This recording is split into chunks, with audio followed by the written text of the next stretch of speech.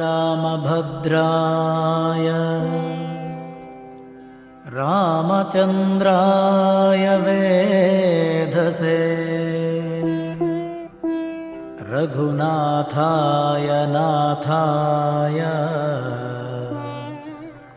सीताया पतये नमः।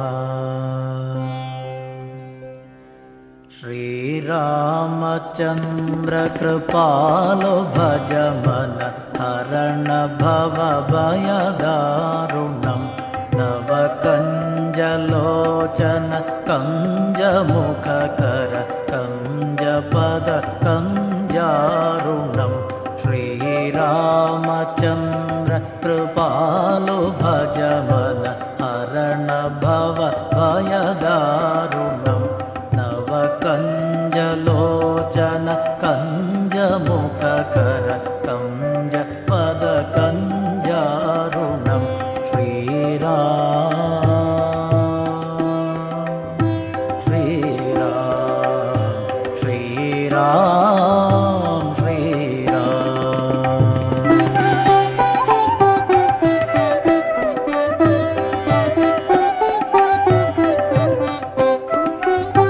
कंदर्प अगणित अमित छविनव नील नीरद सुंदरम कंदर्प अगणित अमित छविनव नील नीरद सुंदरम वटपीतमानहु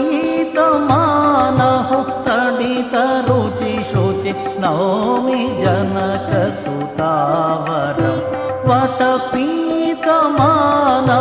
तडित रुचि शुचि नौमि जनक सुतावरं श्रीराम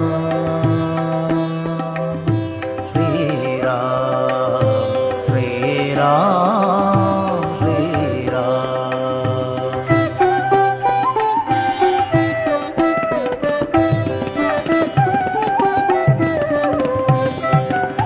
भज दीन बंधु दिनेश दानव दैत्य वंश निकंदनौ भज दीन बंधु दिनेश दानव दैत्य वंश निकंदनौ रघुनंदन आनंद कंद कौशल नंद दशरथ नंदनम रघुनंद आनंद कंद कौशल नंद दशरथ नंदनम श्रीराम श्रीराम श्रीराम श्रीराम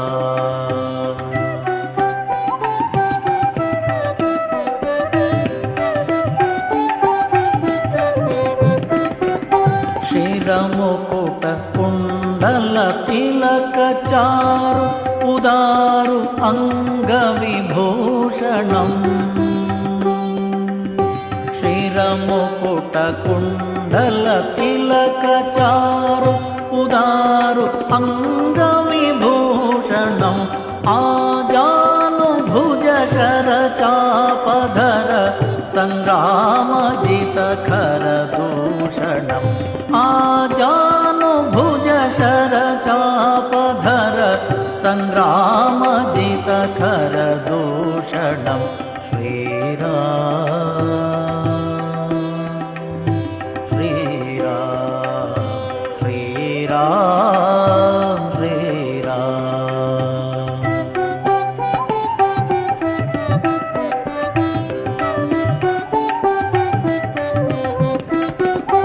इति वदत तुलसीदास शंकर शेषमुनि मनरंजनौ इति वदत तुलसीदास शंकर शेषमुनि मनरंजनम मम हृदय कंज निवास कुरु कामादिखिल दल भंजनम मम हृदय कंज निवास कुरु कामादिखिल दल भंजनम श्रीराम श्रीरामचन्द्र कृपालो भज मन हरण भव भयदारुणं श्रीराम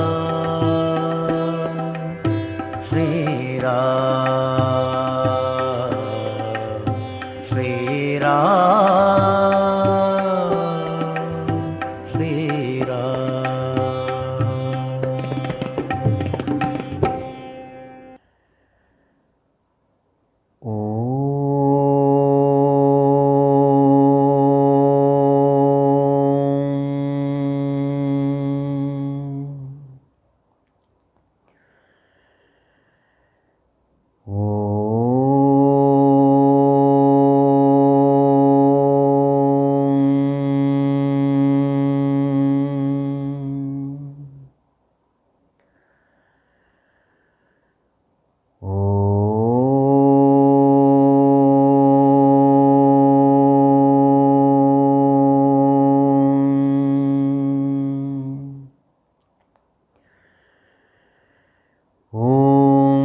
सहना भवतु सहनौ भुनक्तु सह वीर्यं करवावहै तेजस्विनावधीतमस्तु मा विद्विषावहै। ॐ शान्ति शान्ति शान्तिः। ॐ नमो भगवते वैवस्वताय मृत्यवे ब्रह्मविद्याचार्याय नचिकेतसे च। Humble prostrations to one and all.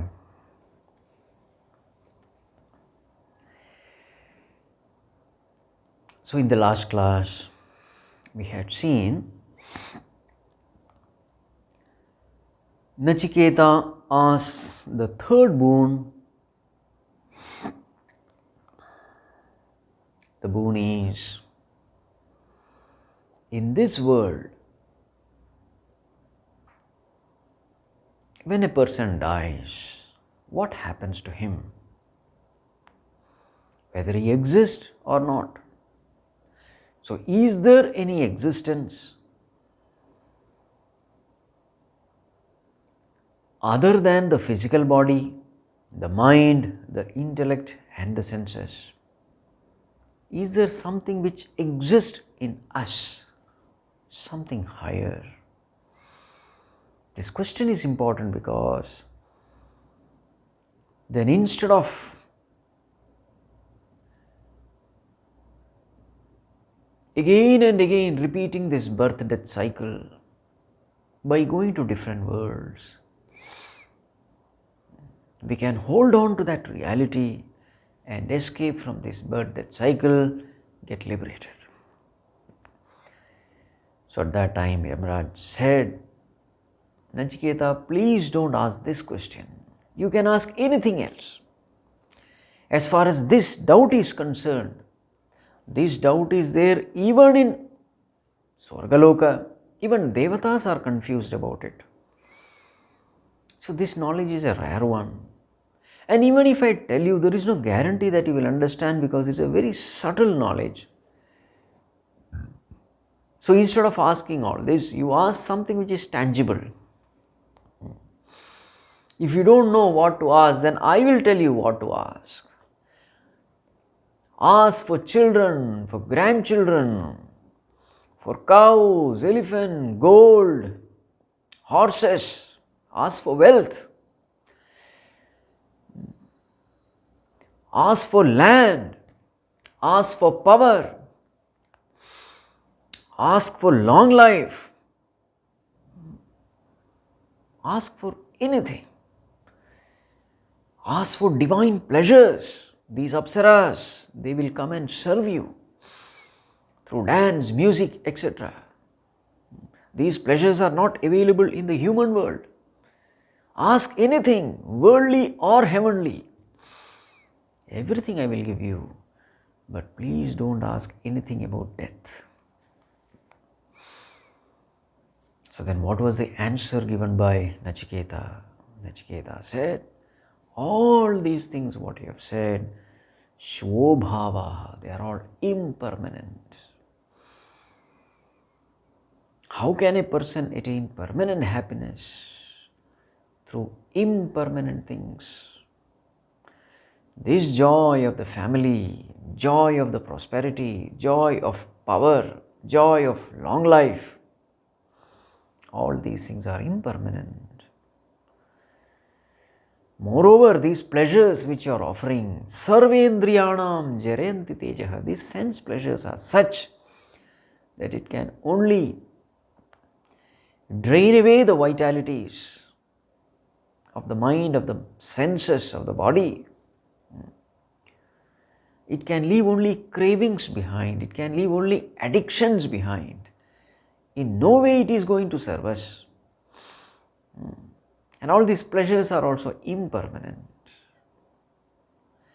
Now this long life which you are offering, api sarvam jivitam alpameva, how much ever we live, we will never feel that I have lived enough. Our desire is to live for eternity. So any life is a short life.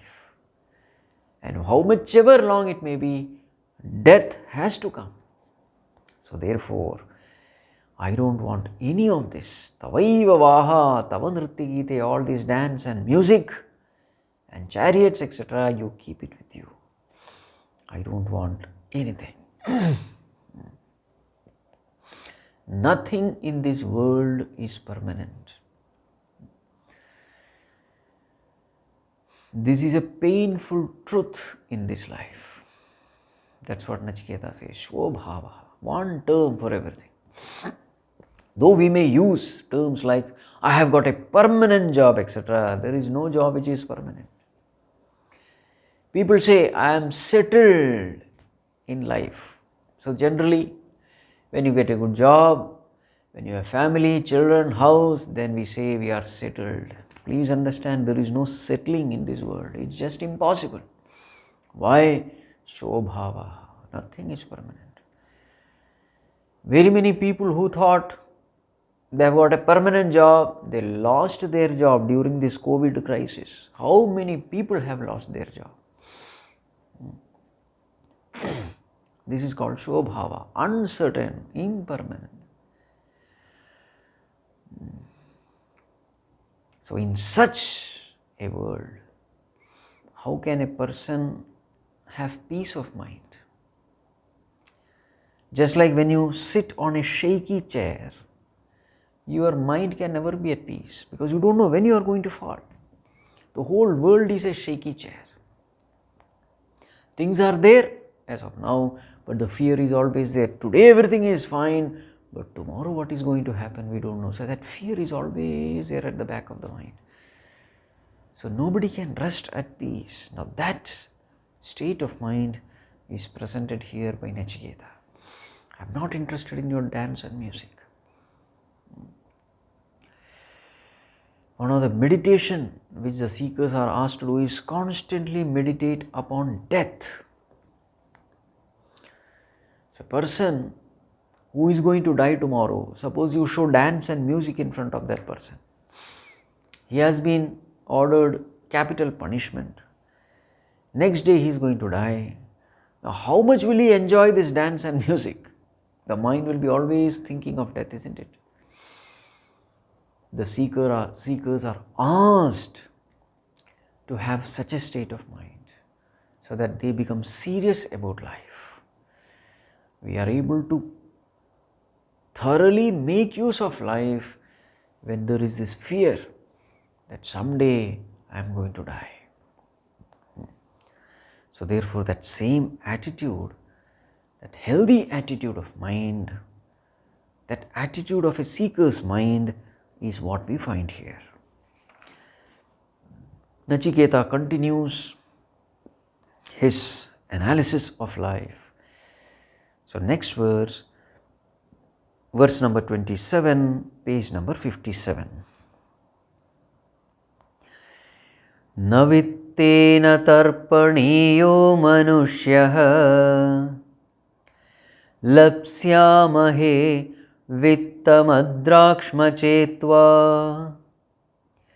jivishyamo yavadishishyasi tvam varastu me varaniyassa eva navittena tarpaniyo manushyah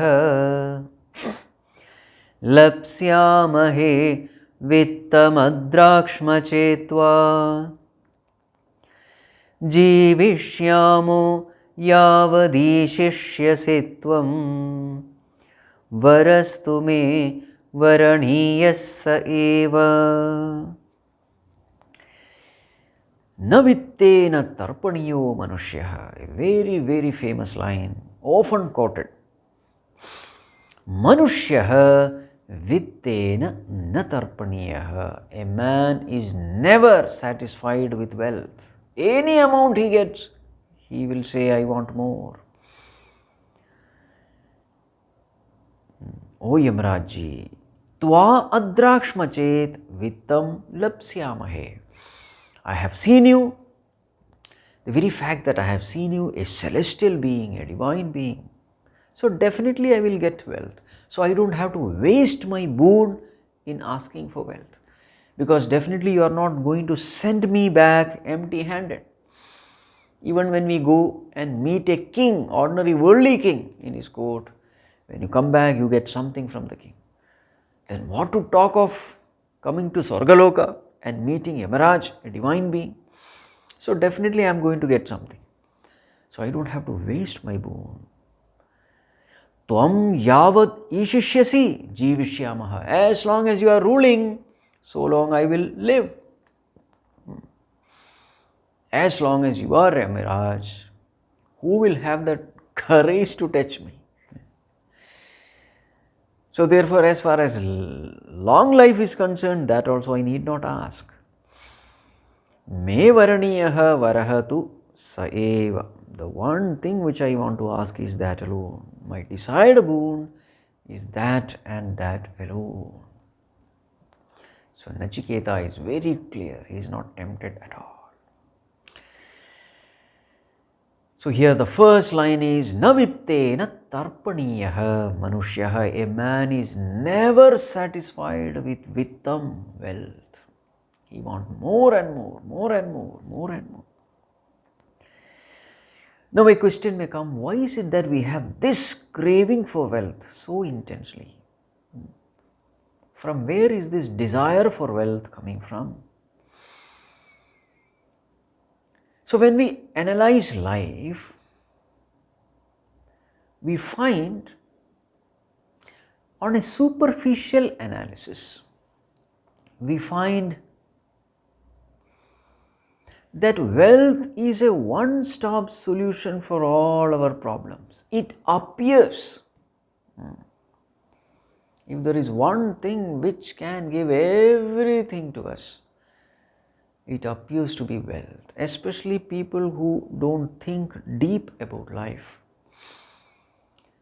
who have a shallow analysis, they will definitely come to this conclusion. Wealth is a one-stop problem for all problems in life. If I have a lot of money, then I will have no problem in life. This is their psychology. Majority of the people in the society.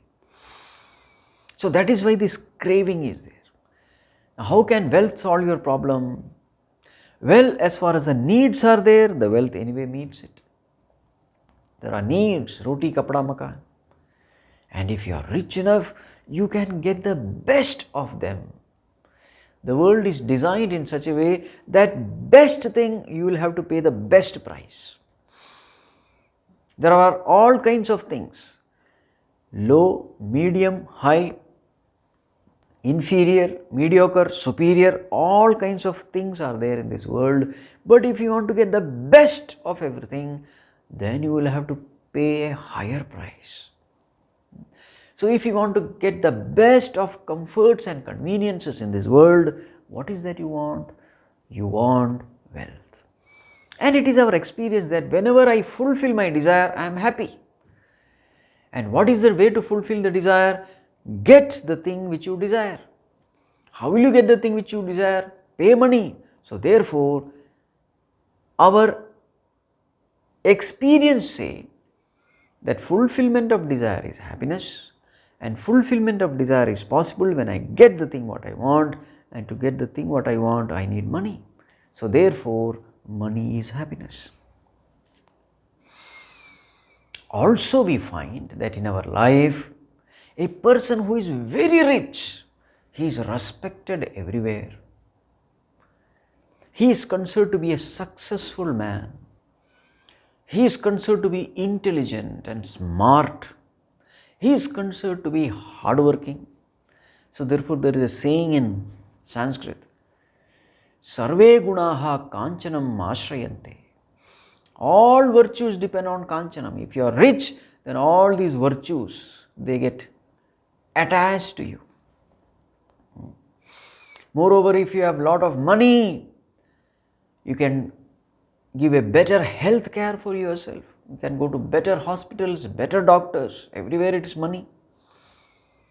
And if you have money, you can secure your future also. This is what all the banks claim. If you want to secure your future, you must have enough wealth with you.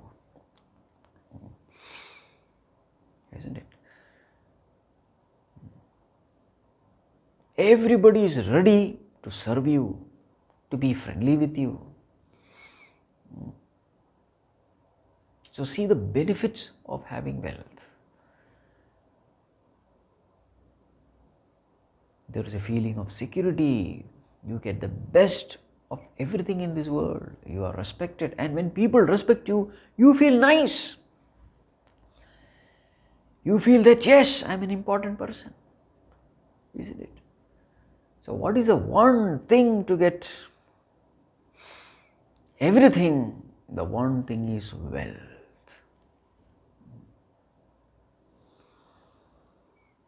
This is the way a person who analyzes life superficially will think.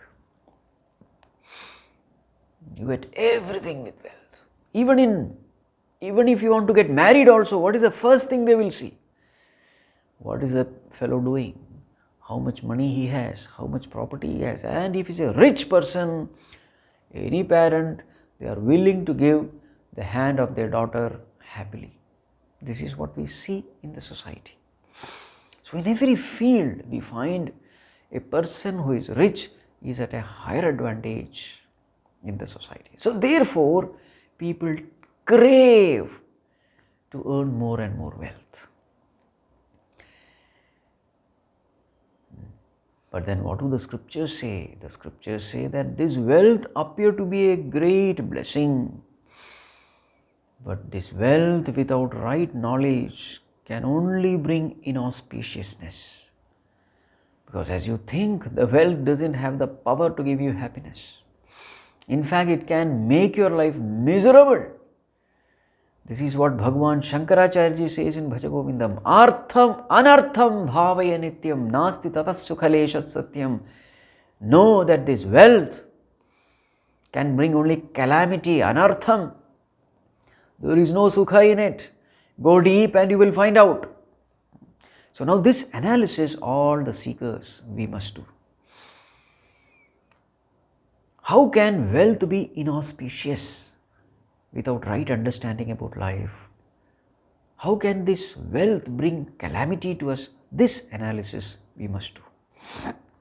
Otherwise this craving for wealth will never go away. So how to analyze? The first point is this: whatever we really crave in life, wealth cannot give. Isn't it? I crave for peace of mind. Can wealth give me this peace of mind? No. Wealth can give me comforts. It can give me an AC room, a comfortable sofa, but it cannot give me peace of mind. As Puja Gurudev used to say, the modern man is comfortably miserable. Yes, it is possible. You are comfortable at the physical level, but you are miserable at the mind level. So peace of mind is something which wealth cannot give. Now we are with people, with family members. Can you purchase love and trust? You can't. You may get relationship through money, but you can't purchase love and trust. They are very important. What really gives fulfillment is love, but you cannot purchase love with money. Again, physical health, can you purchase with money? No. You may get good doctors, you may get good food, you may get good medicines, all that is fine. You may get good hospitals, but as far as health is concerned, you cannot purchase it. See, can you purchase sleep? Now, this is the most important thing. You may purchase sleeping pills, but a good sleep, a healthy sleep, you cannot purchase. So there are so many things in life which we cannot purchase. Can you purchase fearlessness? You may have bodyguards and guard dogs, etc. But fearlessness is something which you cannot purchase. You see? So this way we must understand the limitation of wealth. Why is it said artham-anartham? There are so many negative things which come along with wealth.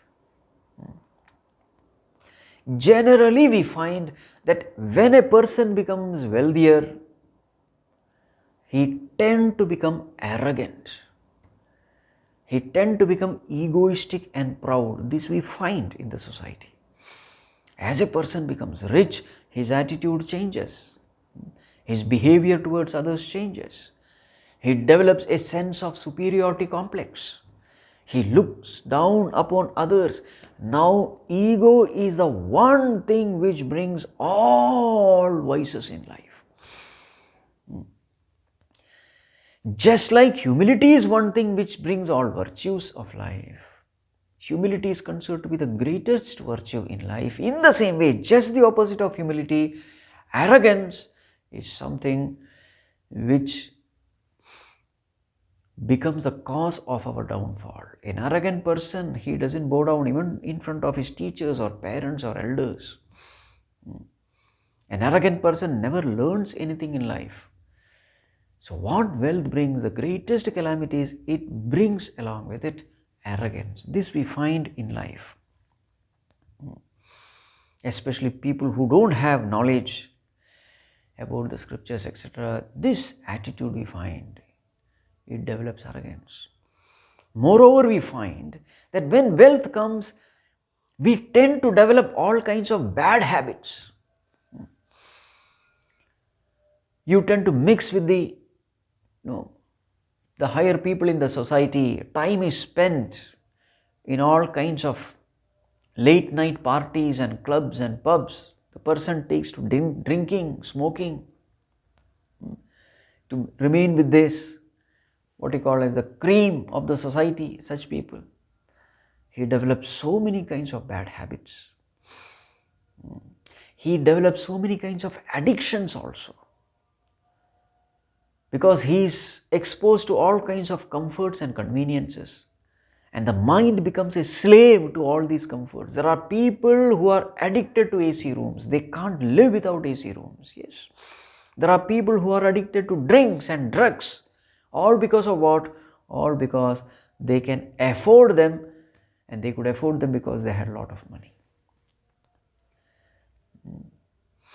See, it makes us indisciplined. Money makes us a slave of our mind, our senses. You see.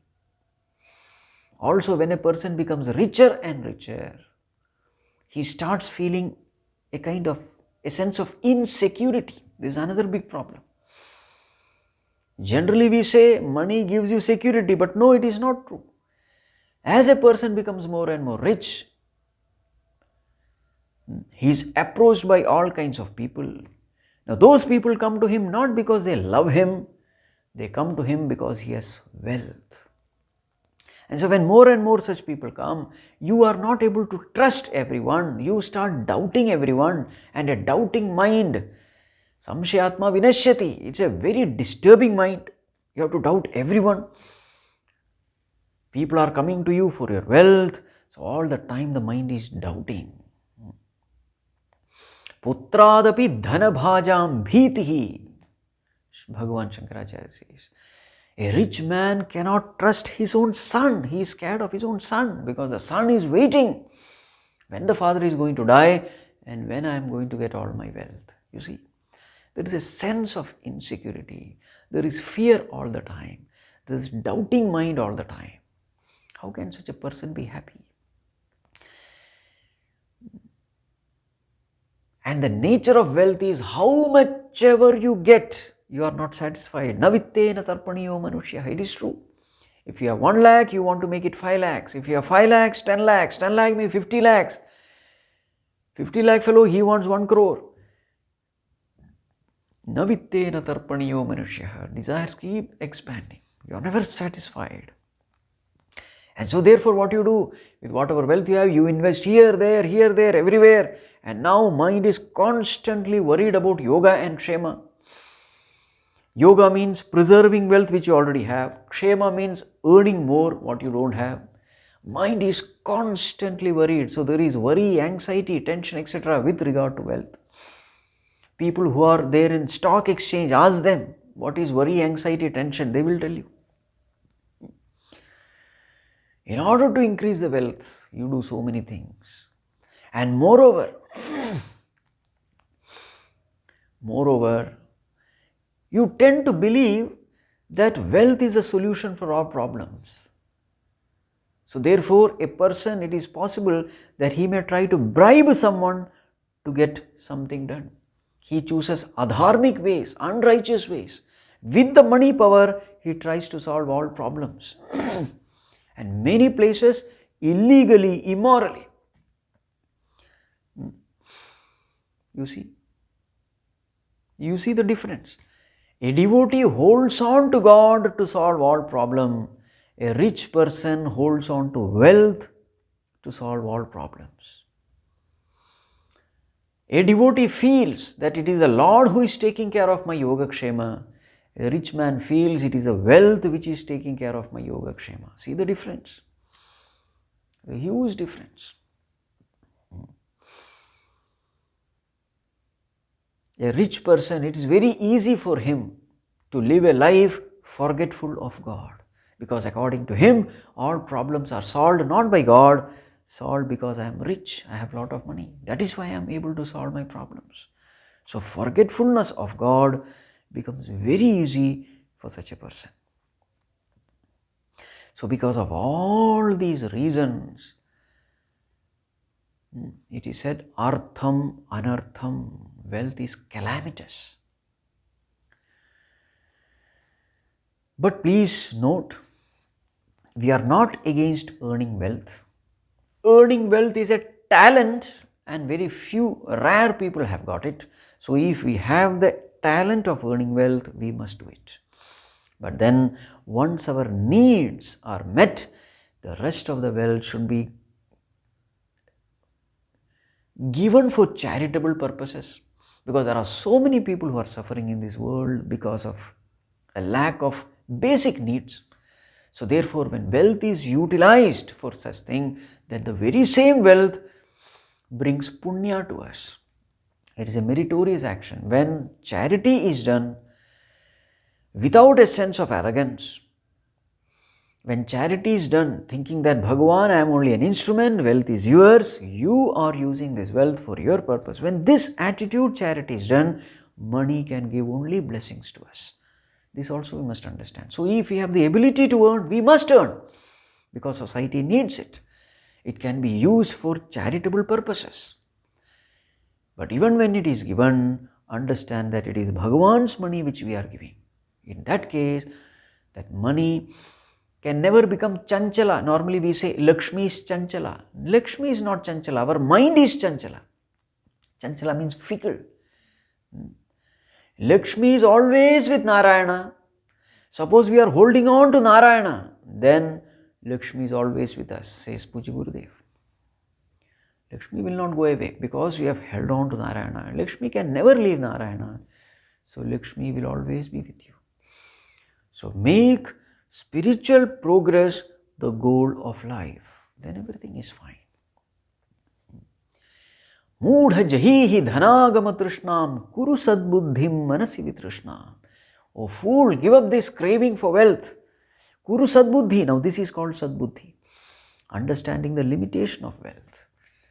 Understanding the wealth can, yes, it has a place in our life. It can meet our needs of life, but that cannot be the goal of life. For majority of us, what is the purpose of life?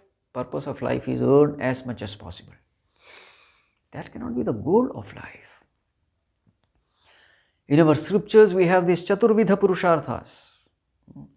Dharma, artha, kama, moksha. So what is the right way of living? First, dharma, live a righteous life. When you live a righteous life, then comes artha, wealth automatically comes. You do your profession righteously, in a dharmic way, live a righteous life, from that dharma comes artha. Artha means wealth.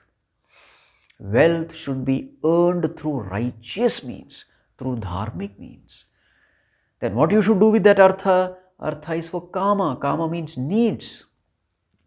We have so many needs. Rokti, kapada, makan, they are the needs. Fulfill those needs with this wealth earned righteously. So through artha, fulfill kama. Then what should be the purpose of life? Moksha is the purpose of life. So all these things you are doing, you are maintaining your body for what? The goal is moksha. So dharma, through dharma earn artha, through artha fulfill your needs, kama, and then how you should live your life? Life should be lived keeping moksha as the goal, liberation as the goal, self-knowledge as the goal. Then that life is a life well spent. But what is the mistake we are doing? For us, moksha is not the goal, kama is the goal. Kama means what? Live a luxurious life, indulge in all pleasures. For that, lot of money is needed. So therefore, for the sake of kama, artha is needed. But lot of money is needed because this person's desire has no limit. Every other month, he purchases a new mobile. He wants the latest jewelries, the latest dress. Lot of money is spent in all kinds of glitz and glamour. So then normal money will not do. So then instead of dharma, he starts earning wealth through adharmic means. See, kama becomes the goal. Adharmic artha, wealth earned through unrighteous means, becomes the means. And what is moksha? There is no moksha at all. Moksha means freedom. So according to him, what is moksha? Death is moksha. When I die, everything is over. Now this is called as erroneous way of living. This is what happens to us when we are not blessed with the knowledge of scriptures. We don't know what to do with life. There is no guidance. Life is misdirected. Wealth becomes the highest importance in life, and that's what is happening. Entire life is spent in earning, and what do you do with wealth? Indulge in all pleasures as much as possible. According to them, that is happiness. When this faulty vision of life we develop, then wealth becomes very, very important. Why is it that people give so much of importance to wealth? People give so much of importance to wealth only because of this reason. They don't have right vision about life.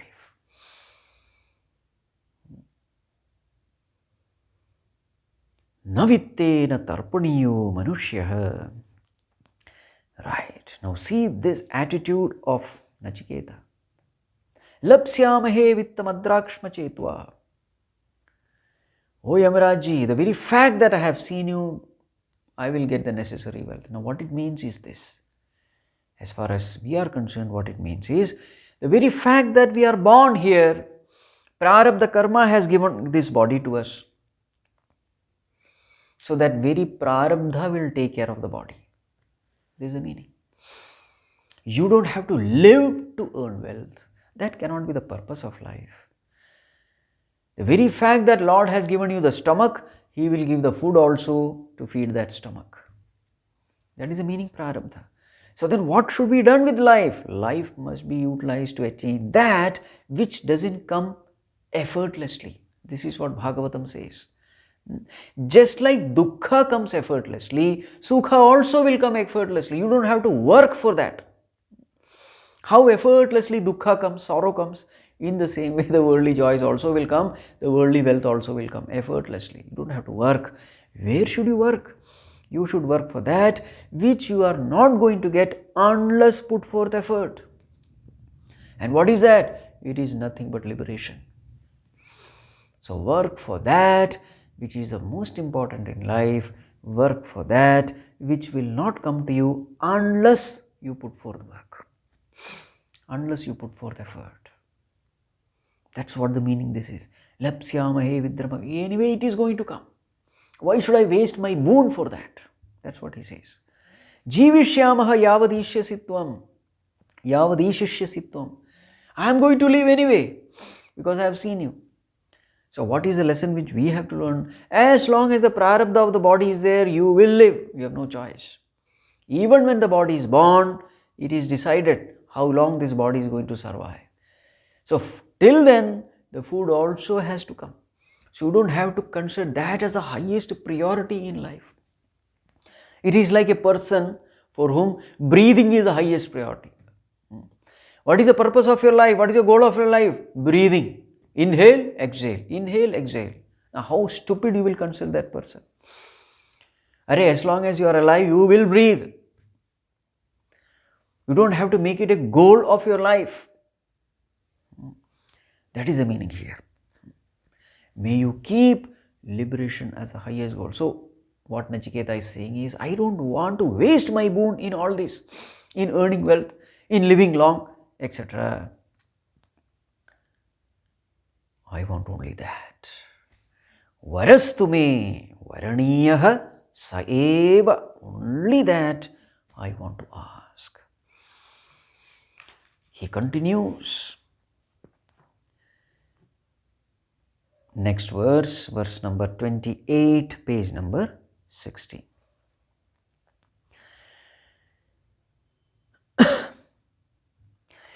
Ajiryatam amrutanam upetya jiryan martyah kvadhastaf prajanan abhidhyayan varnarati pramodan ati dirghe jivite korameta.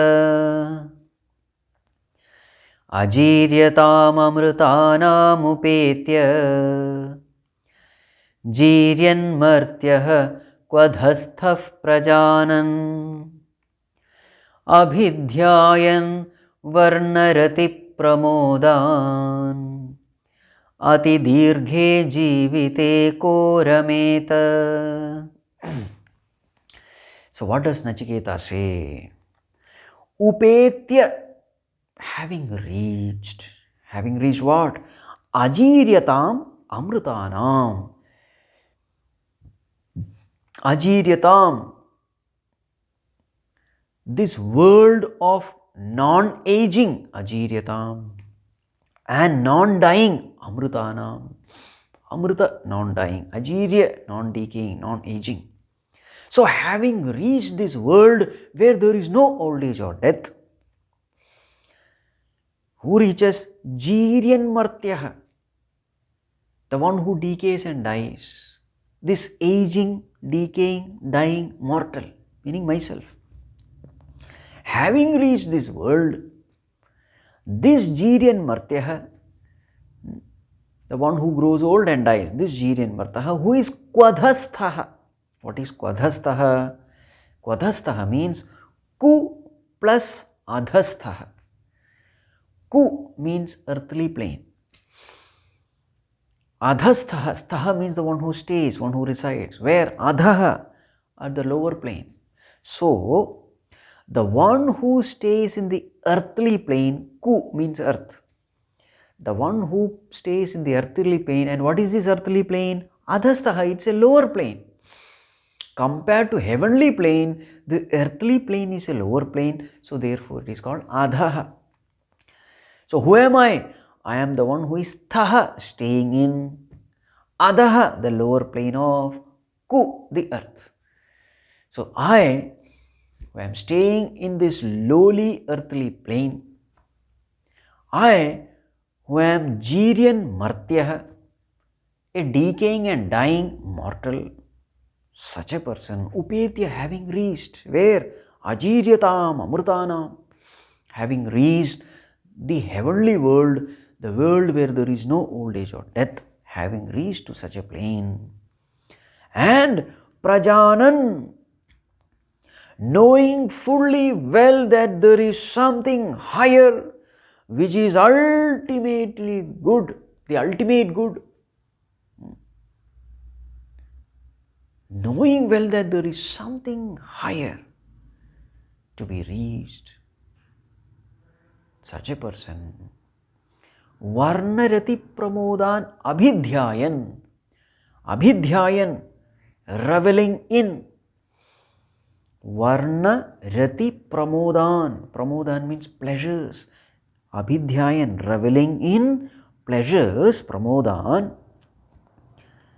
which are born out of attraction, rati, rati means attraction, which are born out of attraction, varna, towards the beauty, towards the color. Varna means color, varna means also beauty. Varna, here it means sense objects. Beauty, color, etc. means what? Sense objects. So therefore, varnarati pramodan abhidhyayan means what?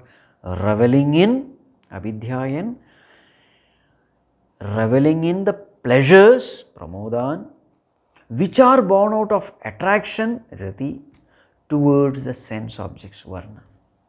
So reveling in the pleasures which are born out of attraction towards the sense objects, varnarati pramodan abhidhyayan.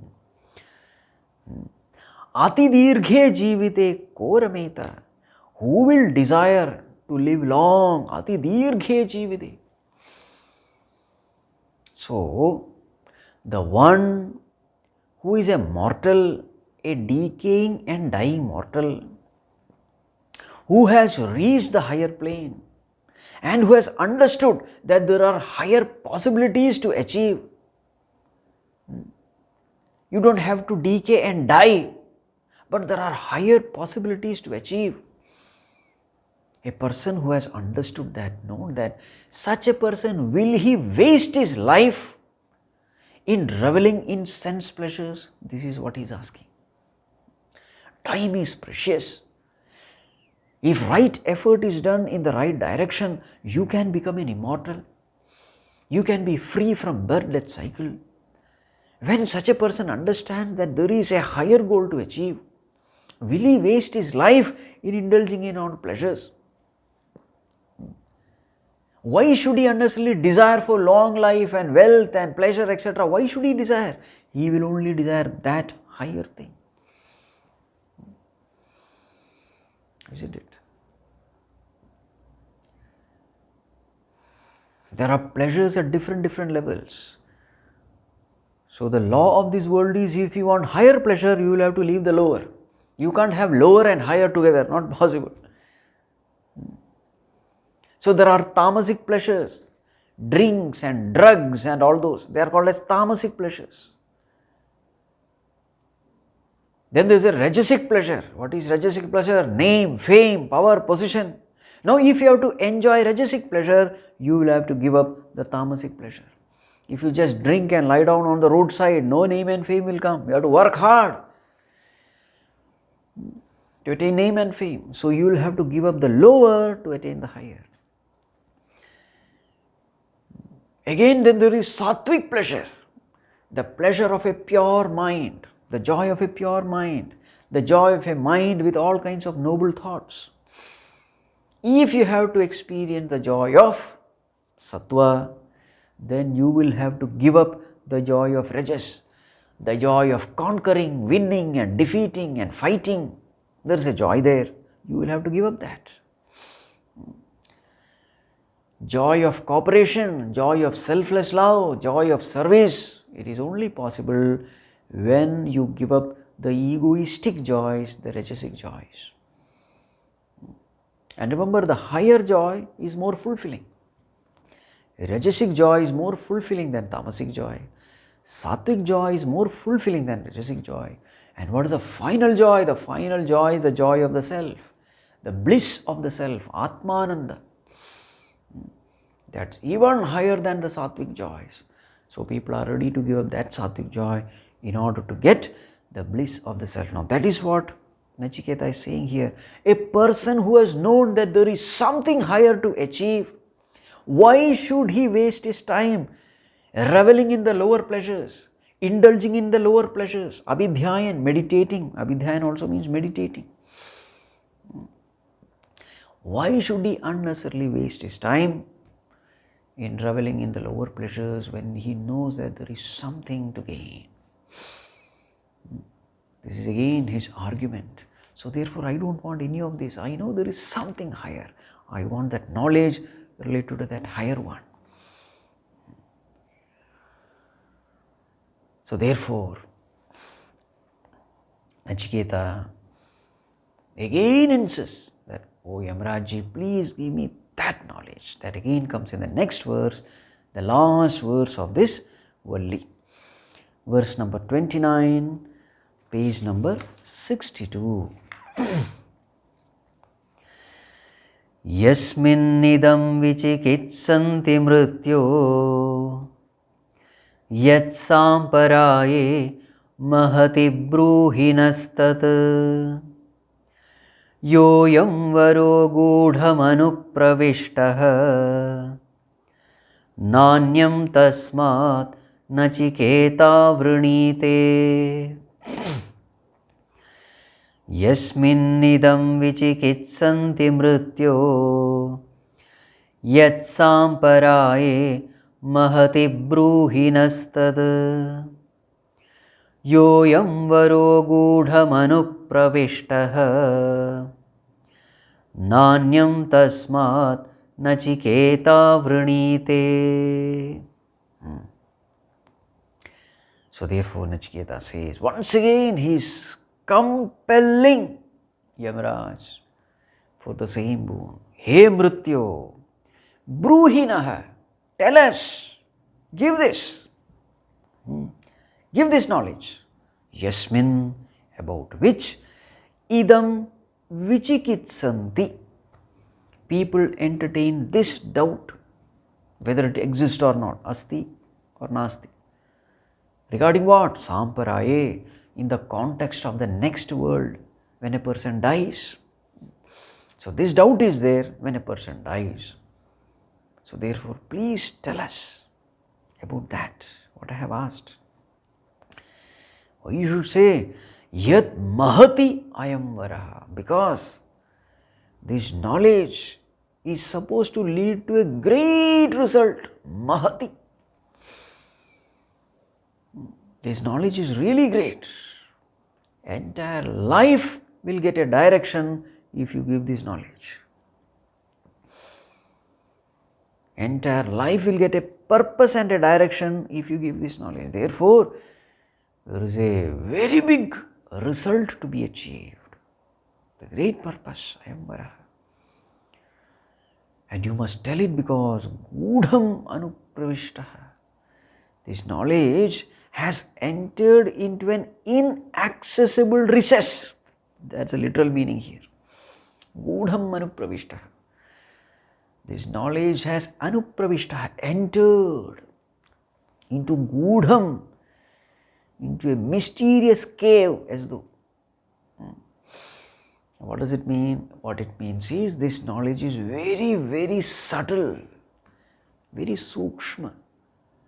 So therefore guidance is necessary, a guru is necessary, otherwise we can never get this knowledge.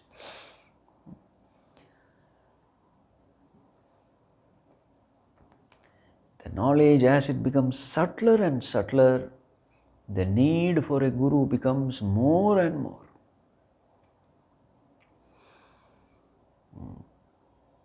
Gudham anupravishta. The more and more if you have to go deep within yourself, the mind has to be extremely pure, extremely subtle.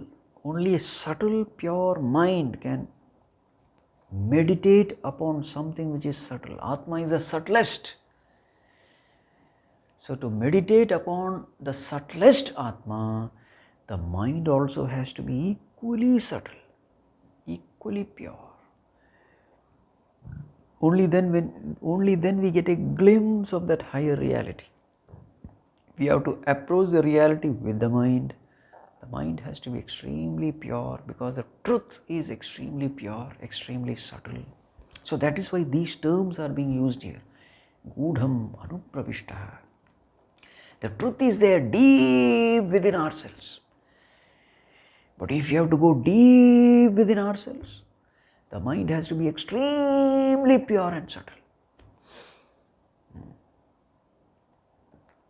So therefore, O Yamarāja, please guide, I don't want anything else. Now, this is what Nachiketa says. Now Shruti Mata says, Tasmat Anyam Nachiketa na vrinite. Now this statement is from Shruti Mata, from the scriptures. This statement is not made by Nachiketa. Tasmat Anyam Nachiketa na vrinite. Therefore, Nachiketa does not ask anything else other than this. So Bhagavan Shankarāchārya says, Manasa api, even in his thought, even in his wildest thought, even by mistake, Nachiketa,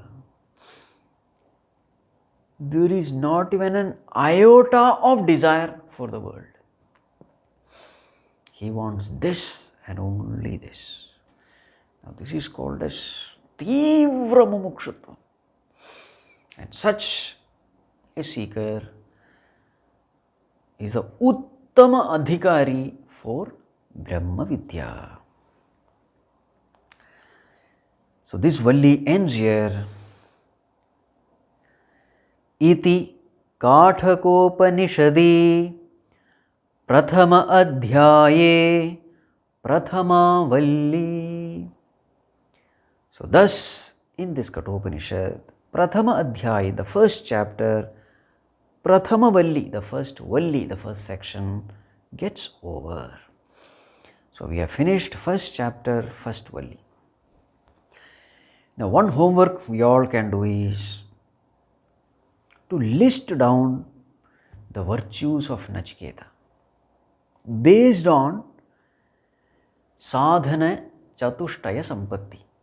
I hope you know this.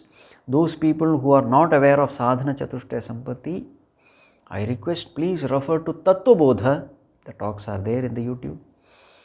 In Tattvabodha, all those virtues come.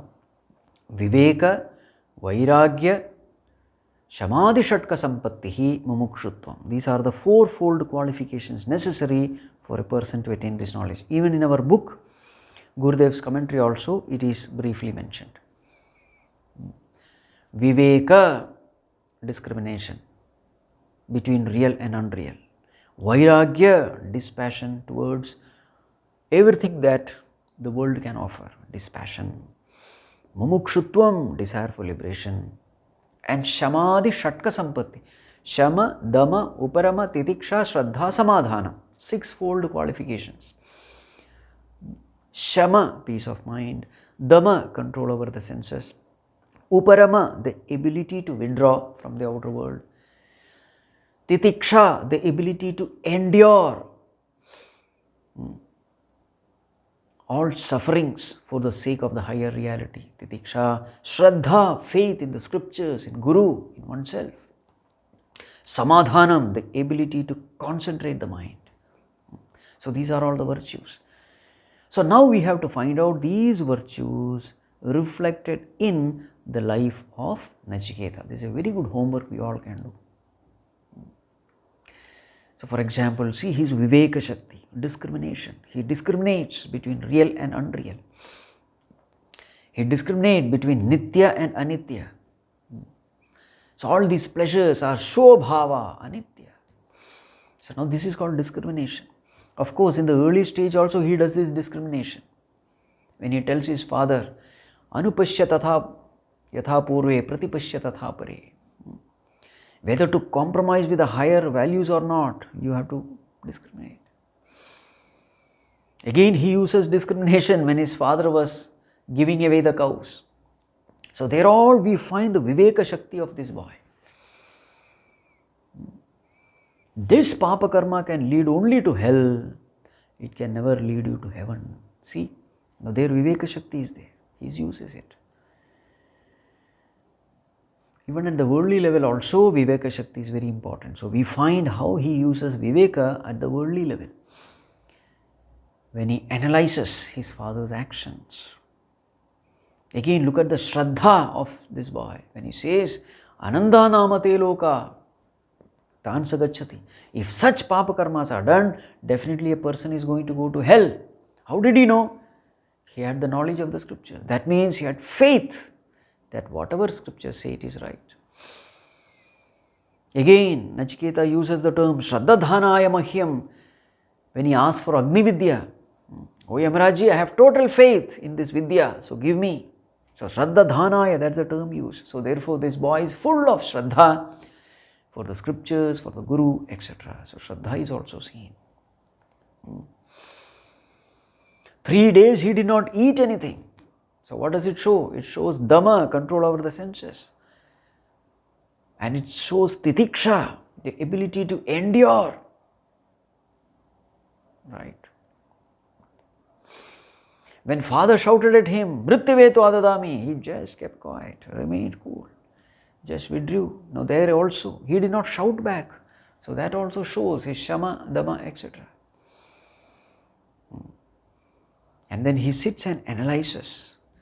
That shows again his Viveka Shakti. He introspects. So this way you have to see. Again, when Yamarāja gives that Agni Vidya, he listens totally with single pointed attention. Now there you see Uparati and Samadhanam. He withdraws his mind and single pointedly listens to Yamarāja. And therefore, after teaching everything, when Yamarāja asks, have you understood? Now please tell. He literally tells whole thing without missing anything.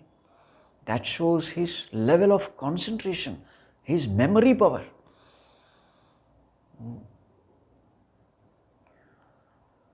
So this way, and now again you see, he is not asking anything else. Again and again he is tempted by so many worldly things. He is absolutely unshaken. That shows his vairagya. He asks for the same thing again and again. I want to know that higher. Now that shows his mumukshutva. So viveka, vairagya, mumukshutva, shama, dhamma, uparama, titiksha, shraddha, samadhanam, all these virtues we find in Nachiketa in full measure. So see how beautifully through a story Sadhana Chatushtaya Sampatti is presented in front. Beautiful. One story and everything. So the glory of the student of Brahma Vidya is highlighted in this story. Also, in this story, as Bhagavan Shankarāchārya said in the beginning, Vidyastutyartha. In this story, we also find that Brahma Vidya is glorified. So when Nachiketa says that I don't want any of these things, I want only that Brahma Vidya. So what is glorified? Brahma Vidya is glorified. So what is the message? The message is Brahma Vidya is higher than all these things.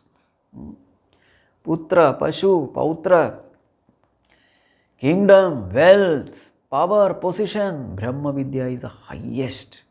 Why? Here is a person who has given up everything to seek that highest truth. And it is not only Nachiketa, we find so many people who have done that. Gautam Buddha did the same thing. He gave up the kingdom for this knowledge. So many people have done. So thus this Valli comes to an end. In the next class we will take up the Dvitiya Valli. Chapter continues, it will be chapter 1, second Valli. So as we had discussed earlier, there are 2 chapters, each chapter has 3 Vallis. So chapter 1, Valli 1, Valli 2, Valli 3. Chapter 2, Valli 1, Valli 2, Valli 3. So there are totally 6 Vallis. We have finished the first one of the first chapter. Now we will take up the second Valli of the first chapter. Right. Om Sarve Bhavantu Sukhinah Sarve Santu Niramayah Sarve Bhadrani Pashyantu Ma Kaschit Dukkha Bhag Bhavet Asato Ma Sadgamaya Tamaso Ma Jyotirgamaya Mrityorma Amritam Gamaya Om Shanti Shanti Shanti Harihi Om Shri Gurubhyo Namaha Harihi Om.